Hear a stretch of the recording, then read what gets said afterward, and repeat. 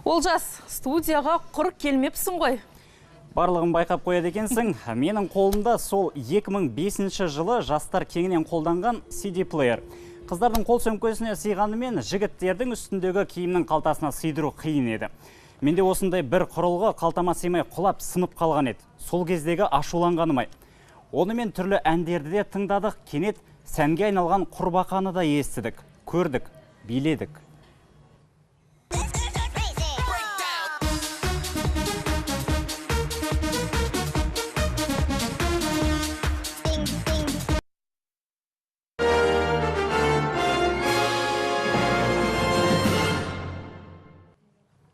Олжас, сен несие алып көрдің бе?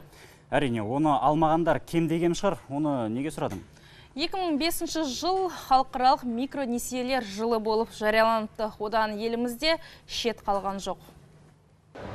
Елдегі экономикалық жағдай тұрақтанды, халықтың әл-ауқаты жақсарды.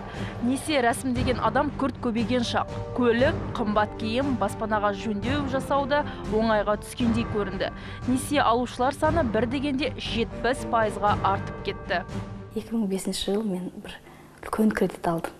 Әкеңнен дүние қалған жоқ, дәулет қалған жоқ. Әке-шешеміз партияның адамдары болды. Сондықтан тек несиеге ғана жүгіндік. Несие алып, елдің бәрі алып жатты. Біз де алдық. Бірақ сол несиені қайтарып, несиеге жұмыс істедік. Гүлназия, күні кеше Украинадағы төңкеріс жайлы айтып едік қой.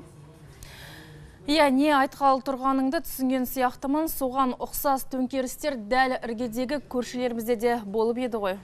Иә, Өзбекстанның Андижан қаласындағы оқиғада сол 2005 жылда болған еді. Қырғызстанда ол өрттен аман қала алмады.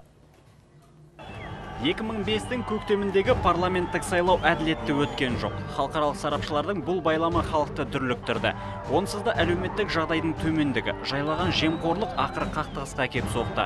Қырғызстанның бірнеше қаласында митингтер ұйымдастырылып, жергілікті билік органдарының ғимараттары қыспаққа алынады. Жағдай шыңырау шегіне жеткенде 30 мың адам Бішкектің бас алаңына жиналып, тәртіп сақшыларымен қақтығысты. Ел президенті Асқар Ақаев орнын тастап, елден қашты. Мен барлық ақпаратты білдім, шерудің бейбіт емес екенін де көрдім. Олар үкімет үйін шабуылдады. Мен оның ел үшін, өзім үшін қандай салдар әкелетінін де білдім. Бірақ билікті сақтап қалу үшін қан төгіс қажет емес екенін түсініп, күш қолдануға жол бермедім. Олжас, біздің елде де елең еткізер жаңалық көп болды. Соның бірі атышулы қорғасысы. 2005 жыл арнайы жасақталған топ 2 ай бойы криминалдық ұйымның ізіне түсіп бақылауға алады. Қылмыскерлер бекетті толықтай уысында ұстап отырған. Парақорлық өршіп тұр. Олардың бір айда тапқан табысы шамамен 4 миллион долларды құраған. Бұл оқиға бойынша қылмыстық іс қозғалып 16 адам ұсталды.